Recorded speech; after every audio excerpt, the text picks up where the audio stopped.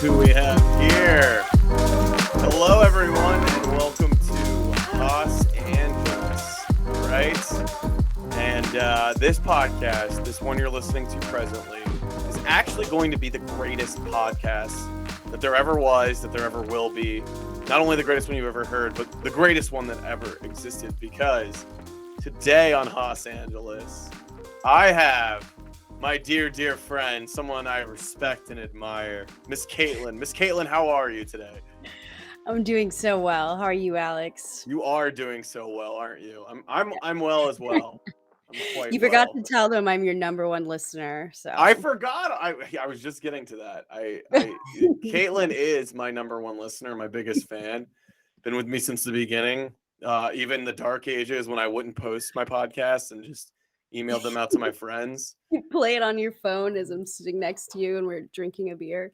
Yeah, the good old days. That's right. Yeah. So if anyone else thinks they're a top tier listener and wants access to some of those previously recorded episodes, they'll just have to reach out to me directly. But we're not here to talk about that. We're not here to talk about the past, right, Caitlin? No. Well, we We're kind of here. are, but we're not. That's right. We are here to talk about something I'm pretty excited to learn a little more about, and that is female gym culture, female powerlifting, kind of the future of women's exercise overall. Now, I know what you're all thinking. Alex, you already know everything there is to know about women. Why even bother with this? And I'll tell you why. I want to hear it straight from the horse's mouth, from someone that's lived it, breathed it, done it, and that's Miss Caitlin. So, Caitlin, why don't you introduce yourself to the fine listeners? Explain a little bit about who you are and how you are my subject matter expert when it comes to female lifting, female gym culture, powerlifting, and women's exercise. Absolutely. Thank you for that wonderful introduction, Alex. A It little was bit wonderful, wasn't it? It's so great. Yeah, so I am a washed up power lifter. I was incredibly competitive, actually, believe it or not, between the years of like 2017 to 2019. And then COVID kind of ruined things. I started grad school, blah, blah, blah. But I do still train. However, it's more of a power building style right now. So I'm not competing right now. But I have competed in well over probably 8 to 10 meets or so. So I do have a lot of experience on the platform, well versed in all the rules, different federations. And overall, I've been weightlifting since probably 2013, though I didn't get really into powerlifting until about 2016, 2017. Got it. I'm going to interrupt you right there. Why don't you explain to me, the layman, Okay. kind of the difference between powerlifting, bodybuilding, what it is, what you are after, and kind of what the consensus is around it. Absolutely. Absolutely. Yeah. So we'll start even smaller than that. So just weightlifting in general is just what you think of when you think of people just going to the gym like normal. That's just anything involving weights. So that could be dumbbell movements, whatever. If people are training towards a specific goal, they might fall into the bodybuilding category, right? And at that point, they're usually training to compete. They're going up on the stage. Every calorie is tracked. They usually work with coaches. Every part of that sport, by the way, is expensive, down to the fake tans they have to get, the makeup, the bathing suits they have to do posing practice with their coaches. Like, this is not something you can kind of willy-nilly just go and do. Like, it is something to be very committed to seeing through. So that is Very kind of like the dedicated. peak. Yeah, and it's all about aesthetics. And a lot of people really enjoy it. Some people do it once and then swear they'll never do it again because it can lead to issues around body dysmorphia and other eating issues. But I mean, any sport could kind of do that to you once you kind of become aware of what you're capable of. I think Right. that could really happen in any arena. Powerlifting specifically is only focused on the back squat, the bench press, and the deadlift. So those are the three compound movements that are focused on. There are very specific rules when you compete. So you are told explicitly when you can squat, when you're allowed to come up, when you're allowed to rack. Same with the bench. You're told basically when you're allowed to bench and when you're allowed to push up and when you're allowed to rack.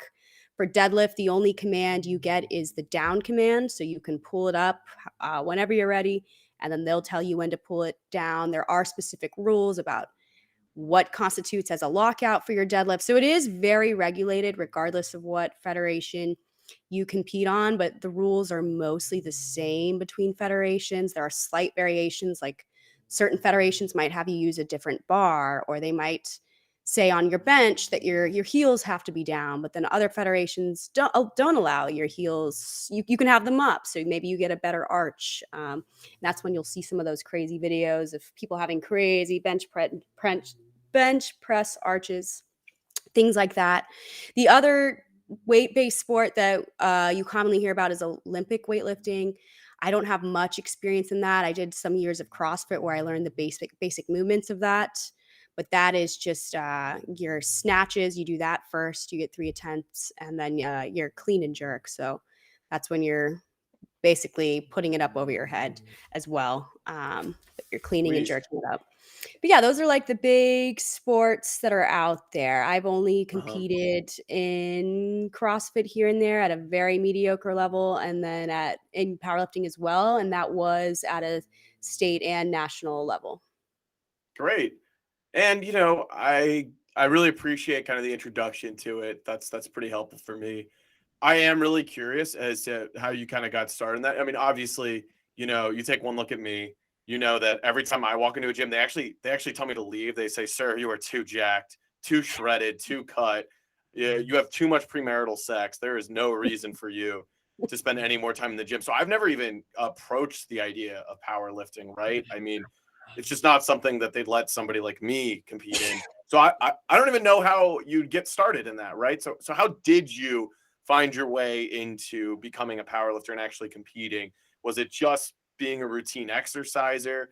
I assume you didn't start your exercise history, or the genesis wasn't just you picked up a barbell when you were 5 years old.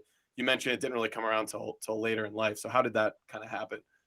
Well, I'll tell you, Alex, date a few born again virgins and you're willing to try anything.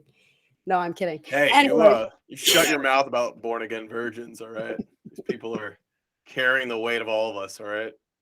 you're Some right. good, You're right. good, hard working people, those born again virgins. You're right. Yeah, no. So for me, I started just being, one of those people that was just exploring the gym during college. So I was just doing basic weight training in the gym, but I had no idea what I was doing. I would just kind of lift until it felt heavy. And I was one of those people who was more lifting for endurance. So I was doing a lot of high rep, but kind of low weight. I was one of those people that was scared of getting bulky, even though that's not how it works. But that's just something that's propagated. I feel like in the female community, people worry that they're just going to beef up and look like Oh, men. don't worry, we'll get to that. I found Yeah, and that's some not a thing. resources on that. Okay. Well, that's not a thing. So I started doing that, but then when I relocated actually to San Diego in 2016, I was like, you know what? I'm going to try something out of my comfort zone. I'm going to try CrossFit. And for anyone who doesn't know about CrossFit, I guess the best way of explaining it, as someone who was very average at CrossFit, is you walk into the gym. It's very community oriented, so that's nice. But the workout is an hour, and that's why it's golden, because you're in and out in an hour no matter what. There's always a strength piece where you focus usually on one movement, sometimes two, and then after that they do what's called a WOD, which is your workout of the day, and that's where it's kind of more cardio based. Typically, you're moving for time. You want to be effective in moving for time. But that was where I got exposed to all of the compound lifts as well as the Olympic lifts. So that's where I really learned how to properly back squat and properly bench and deadlift. And even then, proper is relative because it was proper in the CrossFit community. CrossFit, you're not really held to strict standards. So it's kind of however you can move the weight, move it. And that's why you really need good coaches to make sure you don't get hurt and you learn things properly. And in SoCal, it's some of the best coaching you can possibly get for CrossFit. So that was how I got exposed to the barbell movements. And then I became comfortable doing it. And there were actually some girls in my CrossFit gym. I was going to CrossFit 40th at the time in San Diego. And they're still around if anyone ever wants to drop in. But yeah, they had a powerlifting team, and some girls basically pulled me aside and were like, you know, you're very strong. Like, you should just sign up for a meet with us. And I was like, I have no business signing up for a meet. I have no idea what I'm doing. They're like, it doesn't matter. You'll figure it out. Everyone starts somewhere. Like, just do it. A couple of us are going to do it. And sure enough, like, I signed up for this meet. Didn't do great, but didn't do terrible. I placed fourth in the 125-pound weight class. Definitely weighed in very light for that weight class, so everyone was definitely they had figured out the strategy of, you know, maintaining your weight slightly above your weight class and then coming in right at it at the high end. A lot of people do take that approach. My numbers weren't great. You get 3 attempts at each lift, and if you were to say fail any lifts, all 3 attempts at them, then technically the meet is over for you. Your score is now null. You don't get anything. Some federations will let you continue on and finish out the meet, but like you still don't get a score. That's kind of embarrassing if you're like high up, like very, Right. if you're like a very competitive person in the lifting arena, most people wouldn't finish it out. They would just be like, F this. But I probably would. I never was in that situation, fortunately. But yeah, no, my numbers weren't great then. I was my max squat at that time in 27 was like 248, which isn't a lot for that weight class. My max bench was 121, which isn't a lot. And then my max deadlift, which was okay, was 270. And then in just a few years, really, in 2 years, Right? You kept at kept it. at it. It takes a lot of consistent training, by the way. So we're talking 5 days a week, 2 hours a session. I had a coach. Every part of my diet was tracked. Minimal alcohol usage at all. So that way Ooh. oh yeah, oh yeah. It was definitely hard on my friends. I think it was to the point where they were like, "Can you eat here?" type of type of deal, because I think they were getting fed up. But yeah, I increased my competition squat to 292. My competition bench I increased to 159, almost 160. They do compete in kilos, so these numbers are rounded right now that I'm saying. And then I increased my deadlift to 336. And I did hit slightly higher numbers in the gym, but obviously that doesn't count. You know, when people say their maxes, they Oh, use their competition numbers. hey, don't be so hard on yourself, Caitlin. They count. They count right here. Right here Okay. in the old ticker. Don't you worry. That's awesome though. That's pretty cool. Uh, it's amazing to me how quickly, you know, you were able to make some results and kind of get involved in this community. Sounds like you were able to compete right away, which is awesome. That'd be something Yeah. I'd imagine in most sports or most competitions takes a little more time. There's probably some wariness that goes into it. So thanks for kind of explaining that. So Yeah. what is the female powerlifting world like? I mean, I don't want to. I want to understand a little more about it because obviously we've kind of alluded it to already. Some of the stereotypes, some of the prevailing myths or thoughts might be that it's not a sport for women, or at least you know that could be an outdated view. And I'm curious as to what that's like because I've read a little into the history of it. It was a pretty male dominated area. I mean, weightlifting itself didn't really reach its heights of popularity until the 70s for men, and shortly thereafter Yeah. women started to compete. But what would you say the culture was like, and maybe does it clash at all with traditional female gym culture? Feel a little different? Were you someone that dealt with a lot of adversity, or was everyone pretty supportive? What's just kind of the culture at large around female powerlifting? Yeah, that's definitely a loaded question. Some things I will say. I will say the culture is ever changing. I would say even from when I last competed in 2019, where those numbers that I threw out were competitive, we have so many more women involved now. Those numbers are no longer even competitive, really. I mean, I am still nationally ranked, but before I was in like under 20 in my weight class. Now I think I'm like 220. Like it that's Time to just get back out how there. maybe after grad school I would love to actually because it is a lot of fun. I will say mostly the women are super welcoming because I think all women that decide to go powerlifting are people that have already accepted that they're doing something against the norm, and so, they're just very accepting and very supportive.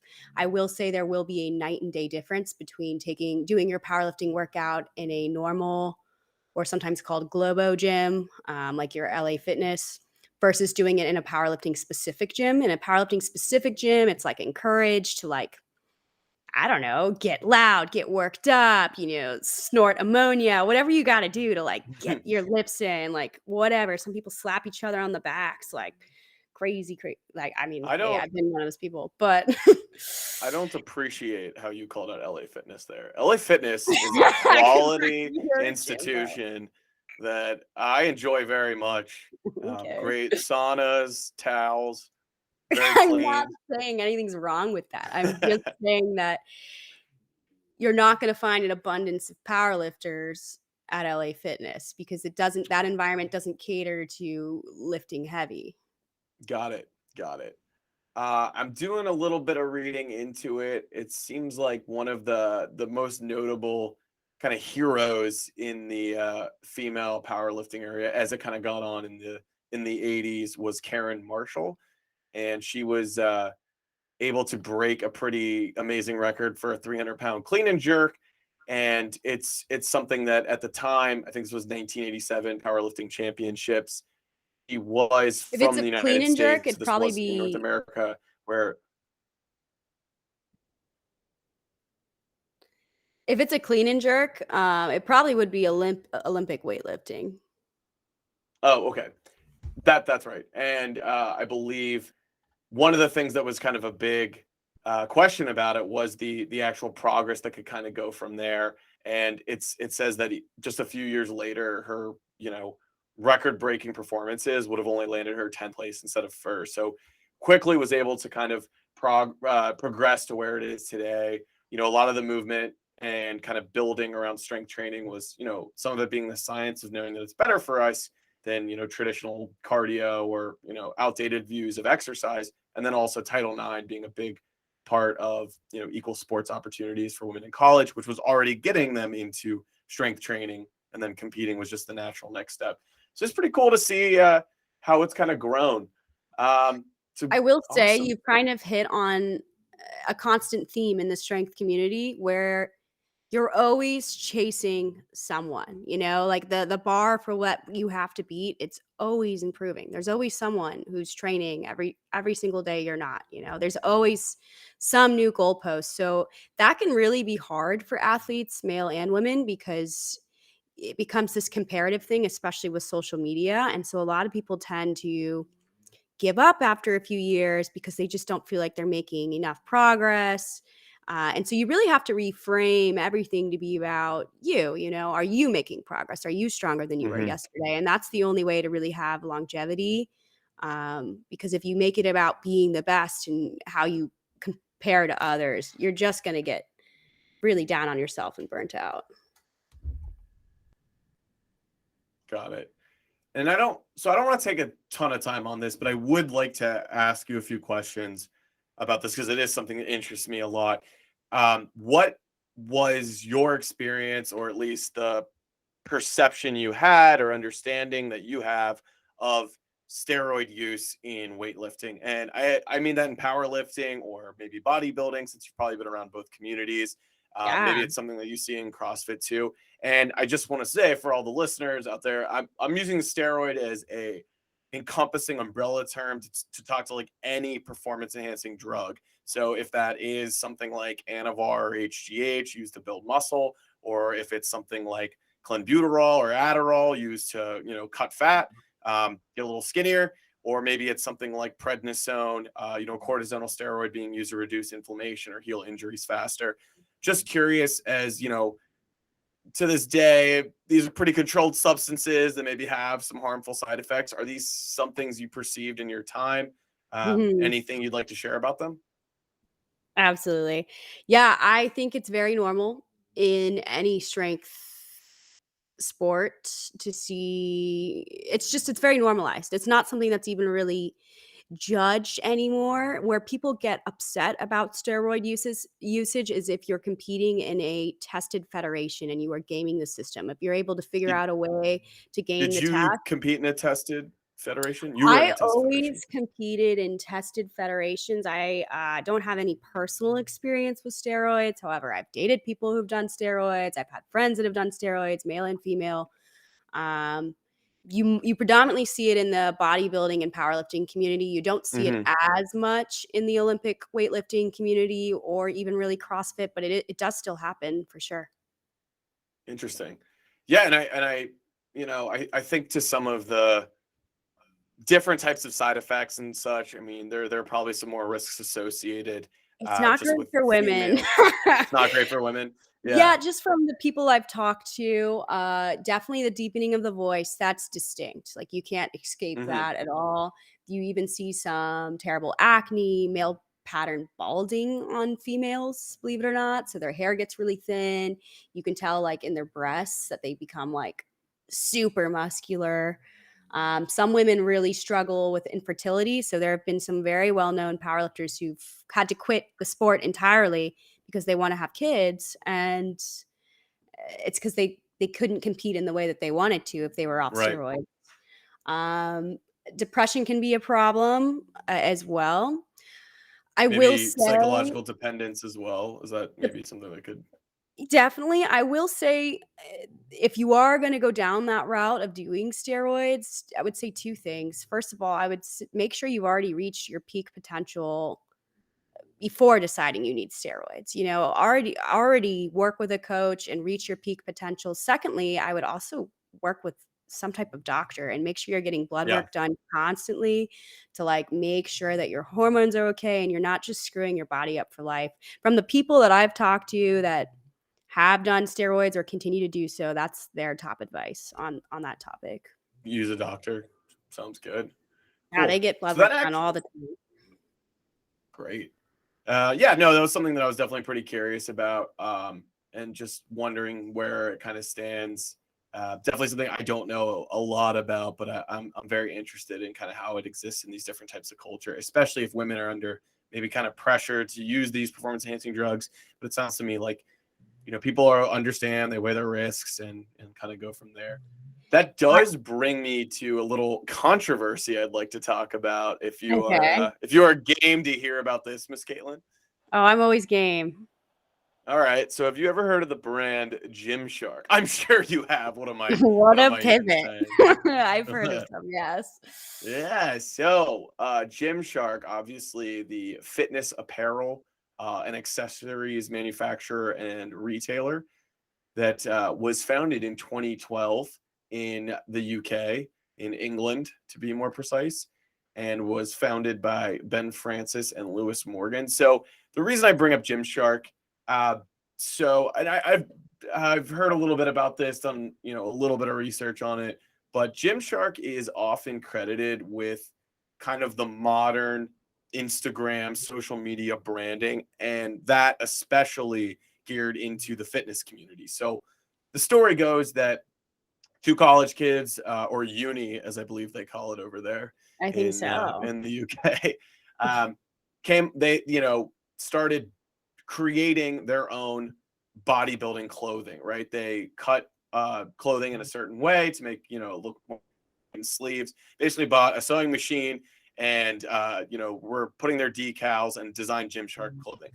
Um, in order to get the name out there and stuff, they would basically find Instagram models, or at the time they were just people on Instagram that were weightlifting and had a ton of followers, and would send them free gear, get them to wear it, and it quickly became this kind of badge of honor, this entitled, um, you know, icon thing, right? Where all these different people now following all of these social media stars saw the Gymshark logo, saw their strongest people using it, and wanted it. So then they'd go to bodybuilding conventions or powerlifting meets, sell their gear, and it was insanely popular because of this social media branding. And this was back in 2012.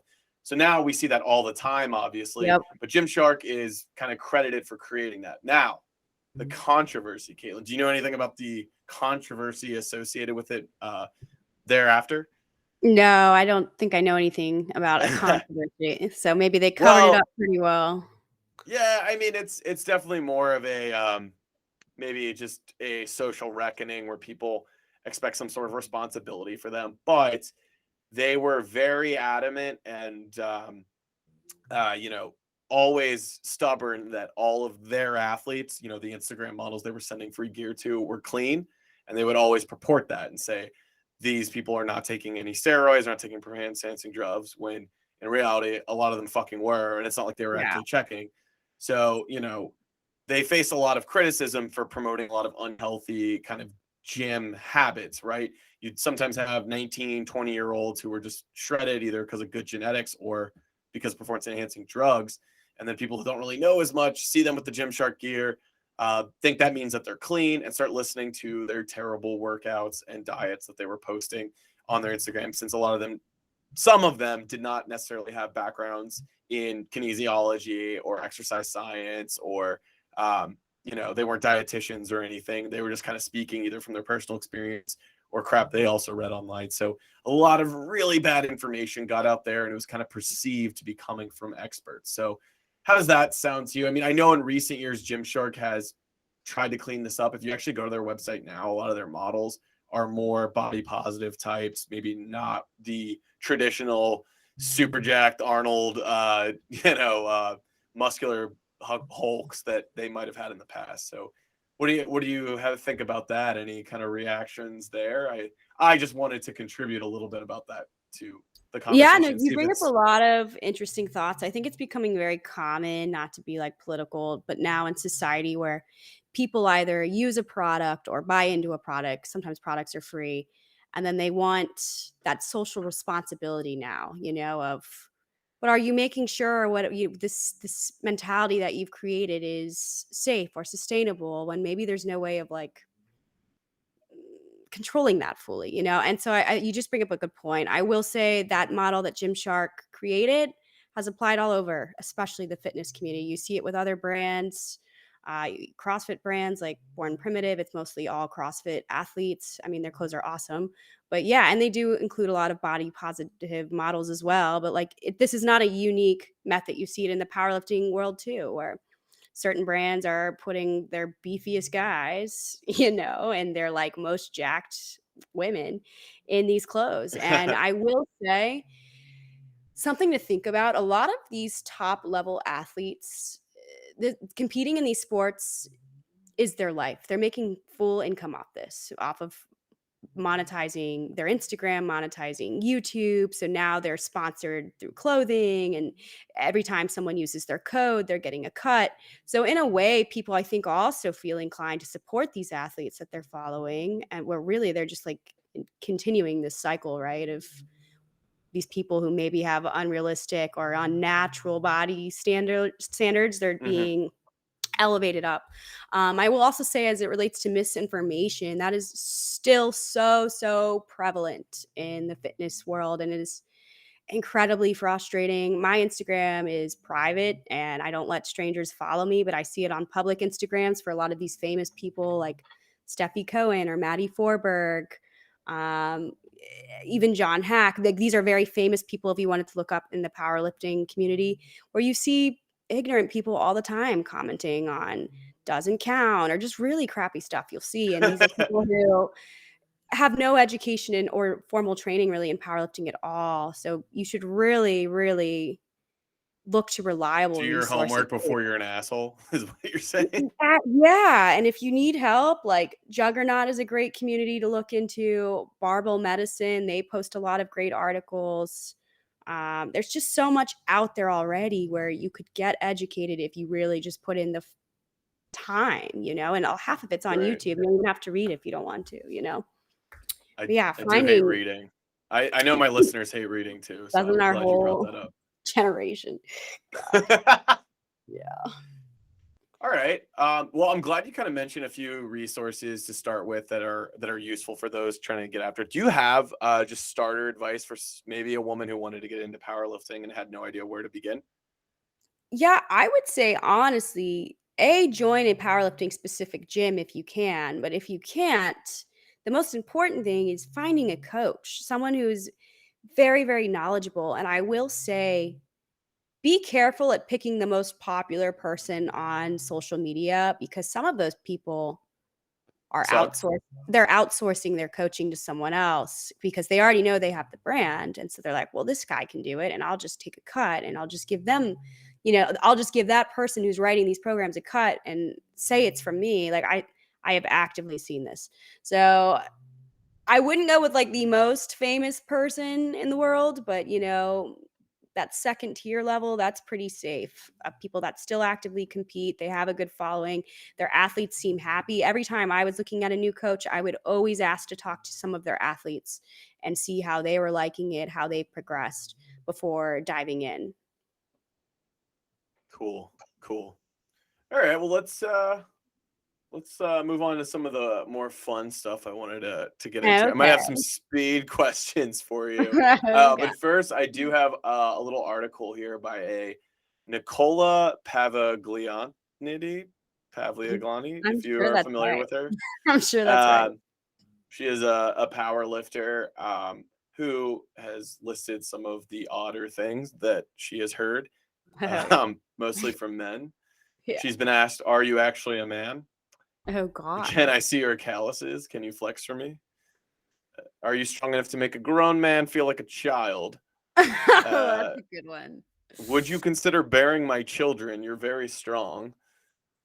I believe And that. just the typical, you're not it's not normal for a girl to be benching this much. So she just mentioned some of the countless stuff that she has been a subject to. But Do they say that to her face or online? I'm I really mean, curious. I don't know, but Okay. I'm sure it happens a little bit everywhere. You mentioned maybe like the difference between lifting in a Globo gym versus a Yeah. powerlifting gym. What is that kind of like? Anything really Oh stupid my happen? god. Tell me Oh, something embarrassing. yeah. Okay. Well, just first of all, just lifting heavy in a Globo gym in general is already gonna be pretty awkward as a woman because I kid you not, people just stare. They just stare at Why do they you. stare, Caitlin? Whether they're staring because they think you're strong or because you're scary or maybe they think you're hot, like, I have no idea, but I just look at them like, "I'll kill you." "What?" And then they stop staring. And yeah, but you just accept that every time you're walking into a Globo gym because they're not used to seeing women lifting heavy weight with a barbell. They're just not used to seeing that. Whereas if you're in a powerlifting gym, it's like so encouraged. Like, people are like hitting you on the back, being like, let's go, I'll spot you. Like, it's just this very collaborative community.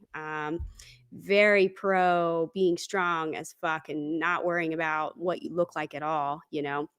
Whereas Globo gyms are like, does my bra match my pants today? Like That's which that's there's very nothing wrong important with for me. that. Yeah. But like it's a thing. It's a thing that you wouldn't really see in a powerlifting gym. Girls are like basically in t-shirts and like My bra shorts or always leggings. matches my pants. I just So, want all yeah, listeners to Globo know. gym, yeah. So I will say you're just gonna get a lot of eyes on you, and that makes it even more awkward, especially as a woman, because 'cause you're like, "Are they staring because they think I'm doing it wrong? Are they staring because 'cause I'm scaring them?" Like, you just don't know why, and so you just accept that. So that's annoying. In terms of weird things that have been said to me, I don't think anyone's ever said anything weird to me in the gym. Mhm. However, like, on dates, for sure, when I tell people that. Oh. Oh, we're gonna get Oh, into yeah. dating life of a powerlifter. Oh, I thought I had to hit you up for part two, but I'm ready. Let's go. Let's hear it. Well, I have gotten some terrible comments before. Like one time I was on a date. It was one date only, by the way, with this guy who was like training to be, because we're in SoCal. So he was like training to be a part of, gosh, what's the border patrol almost. And that's like a lot of running, blah, blah, blah. So he was like only exclusively doing running. And so when I told him I compete in powerlifting, he looked at me, he literally like dropped his fork and like literally goes, "So, what are your intentions for your body?" What? I was like, "What?" I can't imagine And any context where that's okay to ask anybody ever. so I am really great at when someone says something terrible, I can stay completely calm and just be like, "Well, what do you mean?" Like, explain that. Had a And lot so of he's had like, a lot of practice, have you? "Oh my god, you have no idea." So I like what I wanted to say though is, "What are your intentions for your body? You're a fucking runner." But I was raised better than that, so I didn't say that. But there's a lot of comments like that, it can be, I will say, emasculating for a lot of men if you tell them you compete in strength sports because most people don't. And so it can make dating awkward. And so for me personally, I just have to gravitate towards guys that also have experience in weightlifting sports because they understand it. They're going to like that about me. They're not So going to you'd think that say it's weird. competing in powerlifting has affected maybe the type of guy you're attracted to, Oh or my god, yeah. Yeah, yeah, yeah. so yeah, I definitely I like guys with daddy dumps, with big butts, big strong legs, yeah. Yeah, 'cause I'm telling you straight up, like, a man's legs tell you everything you need to know about them. You heard I'm it here straight up. first, That's gentlemen. right. That's right. That's If they what's have scrawny important. legs, if I have stronger thighs than them, I'm fucking out. You have a nice You can be a fat slob if you've got veiny thighs and calves. night. I'm out, Look out, dude. world. I'm out. Good luck to you. Should- It's terrible. oh But my yeah, god. no, All right. it does, because your body changes and you realize what you're capable of. So you want it's more, to be honest, it's more about the mentality of I want someone who's going to push their limits and see what they're capable of. You know, they don't have to always be this ripped, jacked guy. Like it's not about that. It's about, or do you have a growth mindset? Am I a I'm jerk? no, no, it's fine. It's fine. That Yeah. guy who asked you your intentions, that guy was the real jerk. He was though Let's all find awful. him Yeah, dude. He's in Chulawana somewhere. somewhere hurting somebody else's feelings. Probably, dude. If you so would you mind maybe explaining a powerlifting training cycle, how long it might take or how it's structured? I do want to maybe give an idea to those listening, if this is something that they might be interested in. Absolutely.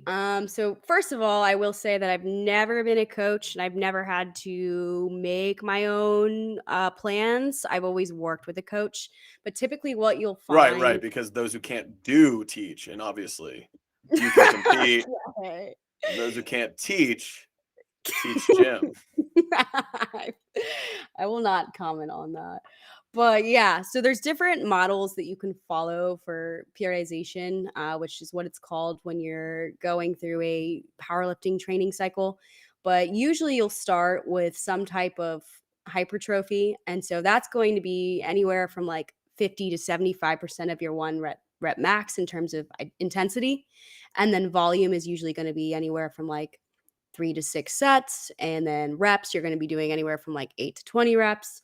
So, like, that's the bulk of your training, and usually training cycles do go for an average of about 12 weeks. So, you'll usually start a formal training cycle about 12 weeks before your meet.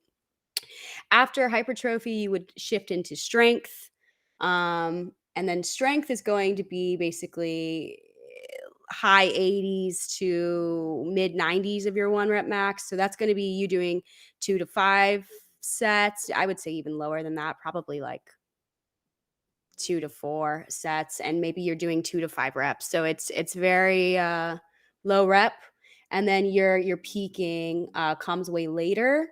That's going to be hitting like basically your 1 to 3 reps and maybe 1 to 3 sets, and that's going to be getting very close to your one rep max. You don't technically want to hit your one rep max before you're about to go compete. Some people make that error where they will hit it early, and you're supposed to hit it on the platform. It is They common. prematurely shoot their Yeah, wad. exactly. Oh, And we so hate that. it is common to see people do hypertrophy, strength, and then a quick peak. Otherwise, you can get really fatigued. And you really have to track your fatigue. You don't want to overdo it on accessories. Otherwise, you're going to shoot your lifts. They're going to be screwed for the rest of the week. So you definitely, this is very based in science, I would say. You're taking constant notes in your program. You're letting your coach know how things felt.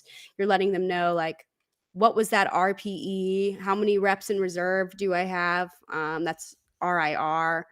RPE is rating of perceived exertion, and it's a way of measuring your physical activity intensity level. So like So when you go to the hospital and they give you that little chart with all the faces and they say, "How much does this hurt?" 1 to 10. Yeah, so I would say anything up until like a 5, 1 to 5 is probably what people would consider like somewhat of a warm up type of deal, whereas 6 to 8 is pretty hard. Like you maybe could only Mhm. do a few more reps if that. 9 to 10 is borderline like you borderline maxed out, 10 you maxed out, if that makes sense. And so that a lot of coaches rely on RPE for helping them gauge how much to increase your weights each week. This is not something where you just go up 5 pounds each week and call it. Like, not at all. Your fatigue has to be tracked, and that is how RPE plays in tracks. Hmm. Wow. Yeah. So I would say 12 weeks is what you need. Work with a coach. But the way when you compete, by the way, in powerlifting, basically your first opener, your first lift, because you get 3 attempts, should be something you could hit even on a bad day. I would say like you're not going to break any records by your first attempt, so don't set it too high, and a lot of people make that mistake. You want to be able to hit it on your worst day, so like maybe 70-80%. Again, I'm not a coach, but usually that's around there. Your second attempt is where you're usually hitting your max, something that is close to your max, and then your third attempt is like your PR, basically like you're shooting for the moon. And so in a perfect meet, you go 9 for 9. You get all white lights on all of your lifts. There are 3 judges, and so 3 votes, 3 lights play into if your lift is good or not. And so it is very technical. But yeah, that's kind of how the training breaks down. Yeah. Great. That's a lot. That's a lot. I'm gonna get started right now on my powerlifting journey. Oh my I god. like all this information I have. Any any icons out there, female powerlifters that are, maybe I could follow on social media, learn a little bit more about. I am curious as to some of the leaders, the titans of industry, so to speak, and maybe some of the God. experiences they went through. There are so many. It really depends. Who you're gonna choose to follow is going to also depend on, like, your federation. So some federations, as we talked about earlier, are fully tested, and so maybe you're only interested in them. Others are not non-tested, so those people could be on mad steroids. Something else worth bringing up that we haven't talked much about is this is a weight class-based sport, so a lot of people tend to follow people in or around their weight class. You do have to, depending on your federation, you either weigh in 2 hours before or 24 hours before. That's normally what you see. But in terms of people worth following, I like following Steffi Cohen. She is very knowledgeable. She's actually just sort of flipped into boxing lately at a very competitive level, but she also does Oli lifting. She co-owns Hybrid Performance Method. If you're aware of that brand. Um, Claire Zai, who's a part of Barbell Medicine, I really like following her. She's just super positive and very knowledgeable. She has a science background, so she'll even take time to do like her own research and write articles for Barbell Medicine. She's cool to follow. I personally still like following Maddie Forberg. She's flipped more into bodybuilding, but she's just super down to earth about all of her experiences. There's so many people out there though that are so worth following. Even if you just started there, it would lead you into others. It's like I will say the powerlifting community, although small, is growing. So it's kind of like once I started adding powerlifters on Instagram, then they started adding me, and now I have like all of these powerlifters that follow Ooh, me, but like I don't even compete anymore. But like they didn't unfollow, so they're probably in it for Archie at this point. your puppy. Yeah, that's Yeah, probably why we all follow you at this point. I think you're right. Certainly not your personality. That's No, I'm no. just playing. I'm just No, no. playing. Well, Certainly I've just still heard about that born again virgin comment. That's all. not. I'm sorry. Uh, all right. Well, this is good. Maybe now we move on to the speed round. I don't obviously have a ton to contribute about, just female gym culture in general.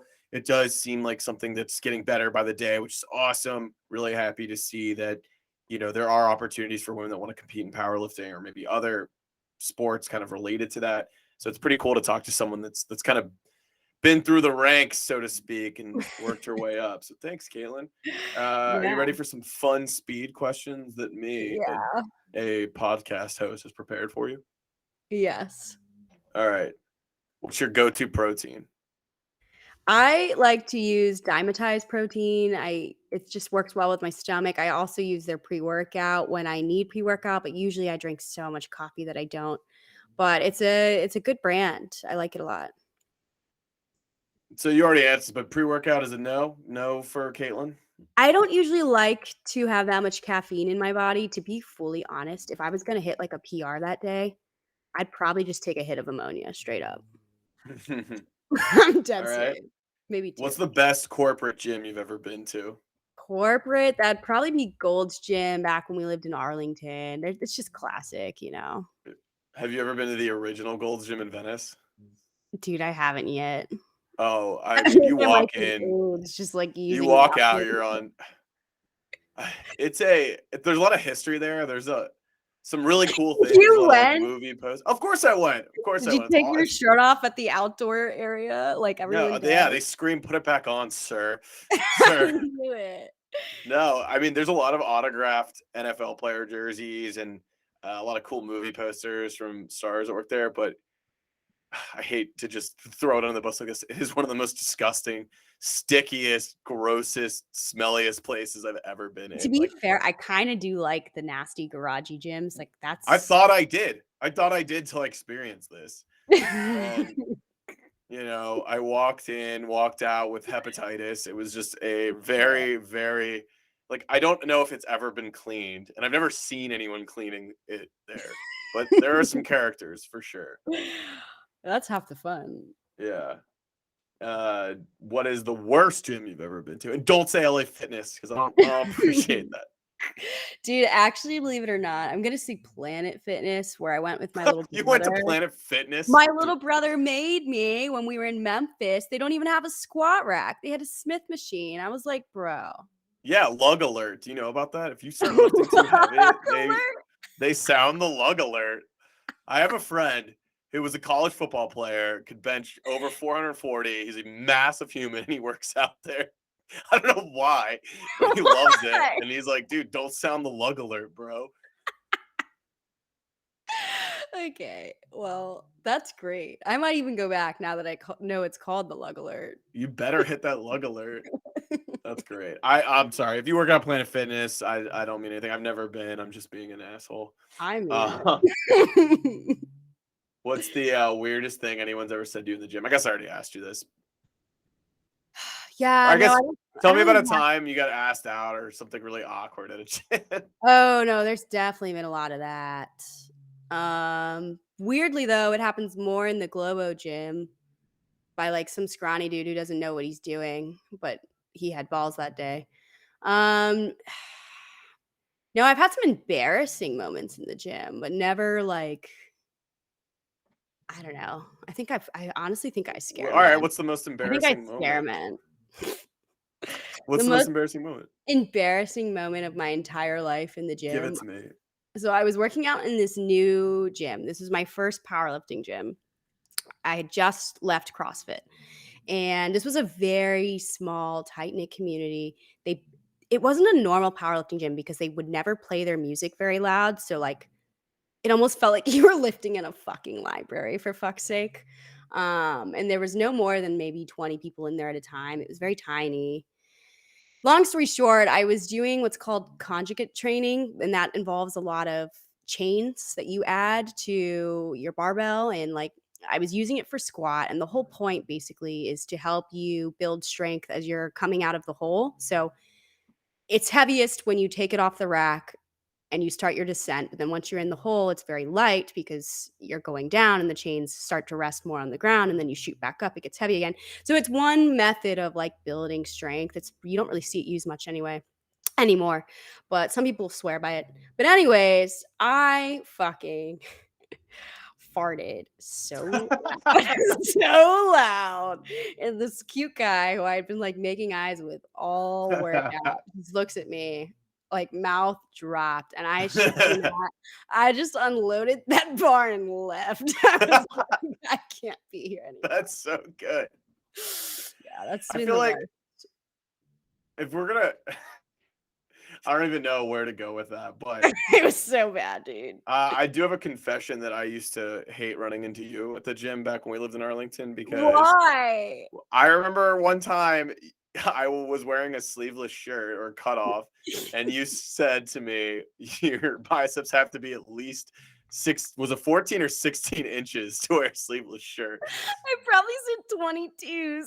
And then every time after that, I'd see you at the gym, you would scream 16 inches, like, and just make me feel really bad about myself. So look at you, you know, people out Now we're there making think that podcasts men are about the problem inclusivity. with body image issues for women. What about the other way around, Caitlin? What about that?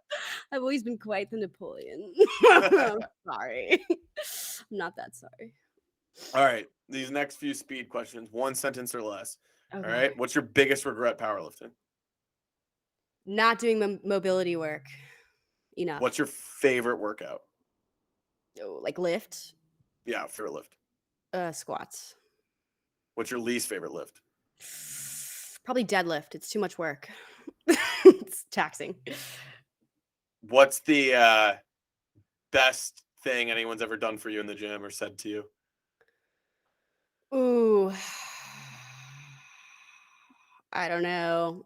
Probably making me feel better after I didn't hit depth one day. No, I'm kidding. Best thing anyone's ever done for me, maybe help me put my weights away after you're really tired. Like that's always really nice when people are helpful.